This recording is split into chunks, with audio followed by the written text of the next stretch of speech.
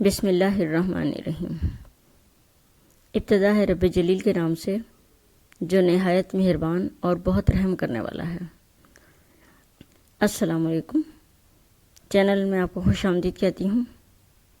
آج کل اس چینل میں ہم روزے کے حوالے سے بات کر رہے ہیں اور روزے کی افادیت کے بارے میں یا روزے کے اجر و ثواب کے بارے میں ہم نے بات کی۔ آج ہم دیکھیں گے کہ روزے کے متفرق مسائل کیا ہیں، یعنی انسان روزہ کس طرح رکھے، یا روزہ رکھنے کے آداب کیا ہیں، یا کون سی چیزیں ہیں جن سے روزہ جو ہے ٹوٹ جاتا ہے یا روزہ مکروہ ہو جاتا ہے، تو ہم اس بارے میں بات کریں گے۔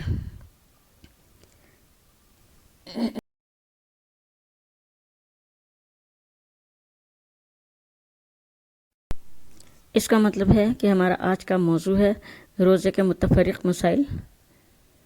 پہلی بات یہ ہے کہ روزہ اذان فجر سے لے کے غروب آفتاب تک ہے۔ اس کا مطلب ہے کہ فجر کی اذان سے لے کے مغرب کی اذان تک کھانے پینے سے اجتناب کرنا روزہ ہے۔ مسنون طریقہ یہ ہے روزہ رکھنے کا کہ روزہ رکھنے سے پہلے سحری کھائیں۔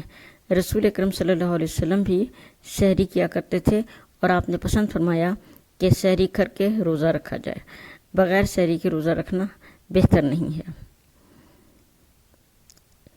پھر ایک اور بات یہ ہے کہ روزہ کھولنے میں دیر نہیں کرنی چاہیے۔ جیسے ہی مغرب کی اذان ہو فوراً روزہ کھول لینا چاہیے۔ مغرب کی اذان کے بعد روزہ کھولنے میں تاخیر نہیں کرنی چاہیے۔ روزہ ہر حلال شے سے کھول سکتے ہیں،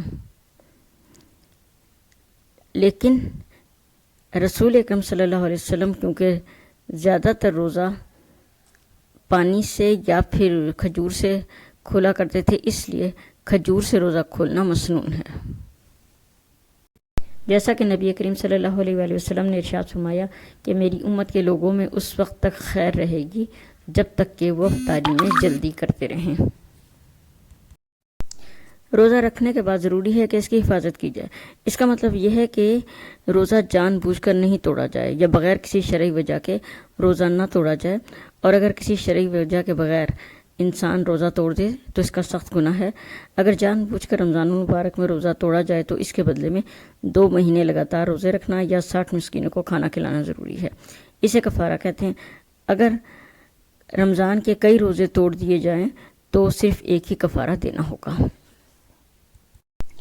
اب ہم یہ دیکھیں گے روزہ کس طرح سے ٹوٹ جاتا ہے، یعنی اگر قصداً جان بوجھ کر کچھ کھایا پیا جائے یا قصداً منہ بھر کر قے کی جائے تو اس سے روزہ ٹوٹ جاتا ہے۔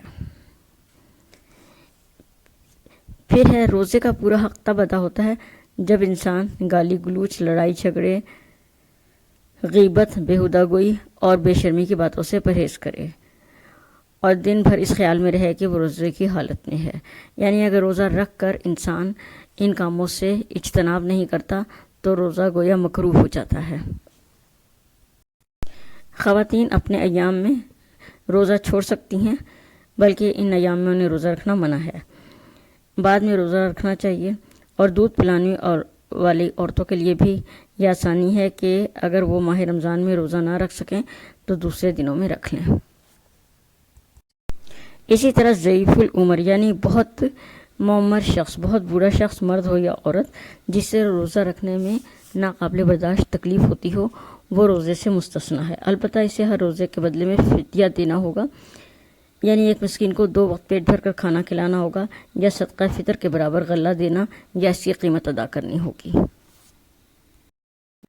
جیسے کہ ارشاد باری تعالیٰ ہے، فَمَنْ كَانَ مَرِيضًا أَوْ عَلَىٰ سَفَرٍ فَعِدَّةٌ مِّنْ أَيَّامٍ أُخَرَ وَعَلَى الَّذِينَ يُطِيقُونَهُ فِدْيَةٌ طَعَامُ مِسْكِينٍ فَمَنْ تَطَوَّعَ خَيْرًا فَهُوَ خَيْرٌ لَهُ۔